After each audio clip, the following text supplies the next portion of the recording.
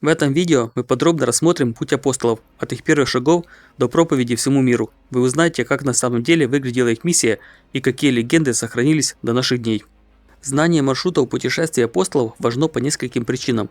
Оно позволяет понять, как распространялось христианство в первые века, а также какие регионы стали первыми христианскими центрами. В католической и православной церквях епископы считаются преемниками апостолов, поэтому маршруты их путешествий имеют историческое значение. Слово «апостол» означает «посланник» и указывает на его предназначение. Иисус избрал 12 своих апостолов, как сказано в Евангелии от Луки 6:13. Когда же настал день, призвал учеников своих, избрал из них 12, которых и наименовал апостолами. Кроме них, апостолами иногда называют и других людей, но в этих случаях речь идет о посланниках, которые не были избраны непосредственно Иисусом. Своим 12 избранным Иисус дает указание идти в первую очередь к евреям, а не к язычникам, как сказано в Евангелии от Матфея 10:5-6. «И заповедал им, говоря: на путь к язычникам не ходите, и в город Самарийский не входите, но идите наипаче к погибшим овцам дома Израилева». Поэтому при определении пути апостолов важно учитывать, как были расселены евреи в то время. Еврейская диаспора составляла значительную часть городского населения Восточного Средиземноморья. По некоторым оценкам, во времена Ирода в мире проживало около 8 миллионов евреев, из которых примерно только четверть в Палестине. В Римской империи евреи составляли около 10% населения. В Александрии они представляли большинство в 2 районах из 5, а в Месопотамии со времен Вавилонского пленения оставалась большая диаспора. Синагоги или дома учения были не просто местами молитвы, они были центрами ожидания Мессии, изучения пророчеств, регулярное обсуждение признаков его прихода, молитвы о скором появлении Спасителя составляли важную часть религиозной жизни диаспоры. Поэтому апостолы находились здесь подготовленную аудиторию. Не забудьте подписаться, пишите комментарии, ставьте лайки. После вознесения Иисуса его апостолы рассеялись по разным частям света. Их миссионерство слабо описано в Новом Завете. Исключение составляют Петр и Павел, чьи истории служат примерами того, как это могло происходить. В первое время их миссионерская работа не распространялась на язычников, ибо здесь же уточняется, что они живут там, никому не проповедуя слово, кроме иудеев. Деяния 11:19. Путешествия апостолов, в отличие от многих библейских историй, не сопровождались чудесами и происходили вполне естественно. Они могли следовать за караванами и судами, которые передвигались по торговым путям, охватывающим в то время территорию от Британии и Африки до Цейлона и Китая. Эти маршруты были защищены вооруженной силой, которая оберегала от врагов, разбойников и других опасностей. Вскоре апостолы обнаруживают, что не только евреи принимают благовестие. Это открытие происходит через видение, которое Петру открыл Бог. Филипп крестит первого нееврея Эфиоплянина, а из Антиохии приходит весть о массовом крещении язычников. Деяния 11:23. К апостолам присоединяется и гонитель Савл, которому явился Иисус и обратил его на путь истинный. В своих посланиях он подчеркивает, что был призван Христом к апостольству. Павлом начинается поворот к благовестию среди язычников. Деяния 13:46 и 28:28, за что впоследствии он получил прозвище «апостол язычников». Однако, посещая новый город, он обычно сначала направлялся в синагогу, считая, что проповедует не новую религию, а исполнение обетований, данных Израилю. Павел проповедовал Евангелие на острове Кипр, в городах Малой Азии, Греции, Италии и, возможно, в Испании. Однако это не означает, что он был первым, кто принес туда христианскую веру. Из послания к римлянам следует, что церковь в столице империи существовала еще до его прибытия. Более того, христианство в Италии распространилось настолько широко, что когда Павел прибыл в портовой город Путиол, там уже проповедовали Евангелие. Это стало возможным благодаря купцам, рабам и другим путешественникам, которые по разным причинам отправлялись в путь и несли христианское послание в новые земли.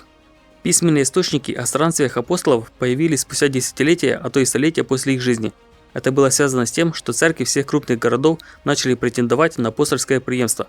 Самым важным из преданий о таких путешествиях было предание о том, что апостол Петр был в Риме. Из его посланий к христианам Малой Азии можно предположить, что он трудился в тех окрестностях. Первое прямое свидетельство о пребывании Петра в Риме принадлежит Иринею Лионскому в конце II века.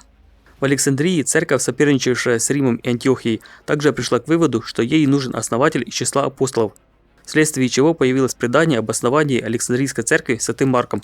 Позднее Венеция якобы выкрала мощи апостола. Когда столицей империи стал Константинополь, его церковь начала утверждать, что в Византии, древнем городе, на месте которого позже возник Константинополь, проповедовал апостол Филипп. По более ранним сведениям, он благовествовал рядом, в Малой Азии.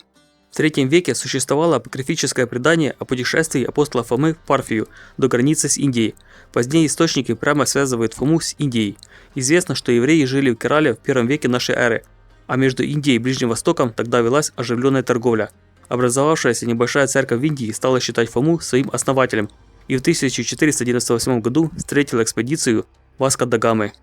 Около 3-4 веков появилось предание о том, что апостол Матфей благовествовал в Эфиопии. В античный период Эфиопия не всегда точно определялась в географическом смысле. Это может означать как территорию, находящуюся южнее Египта, включая современную Эфиопию, так и более обширный регион, который включал в себя часть Африки и Ближнего Востока. Предания о посещении апостолом Андреем Скифии, Балкан и Греции появились в христианской традиции в IV веке. В древнейшем предании по Скифии предполагалась территория в Средней Азии, включая Согдиану и земли саков. Позднее ее стали ассоциировать с Черноморским побережьем, включая Грузию и Крым. В XII веке Нестор Летописец сообщает легенду, что апостол Андрей посетил Киев и Новгород.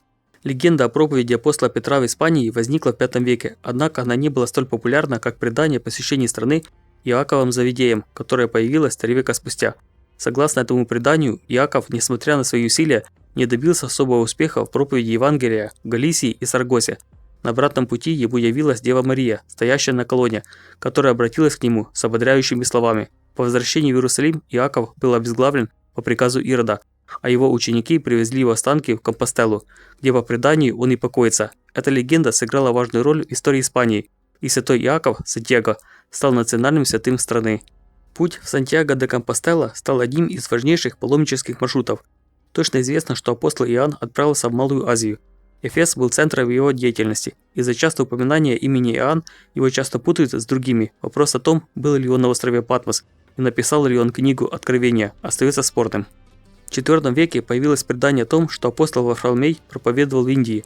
Однако, учитывая географическое представление того времени, под Индией могла подразумеваться Аравия. В Армении существует традиция, согласно которой Варфоломей вместе с апостолом Иудом Фадеем принес христианскую веру в эту страну, став ее покровителем.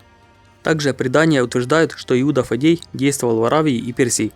Существует 7 различных версий относительно мест, где апостол Симон Зелот провел свою миссионерскую деятельность и где он умер. По ранним христианским сведениям он дошел до Британских островов. О поздних трудах и смерти апостола Иакова-младшего, сына Алфея, ничего достоверно не известно. Таким образом, маршруты путешествий христовых посланников заложили основу географии раннего христианства.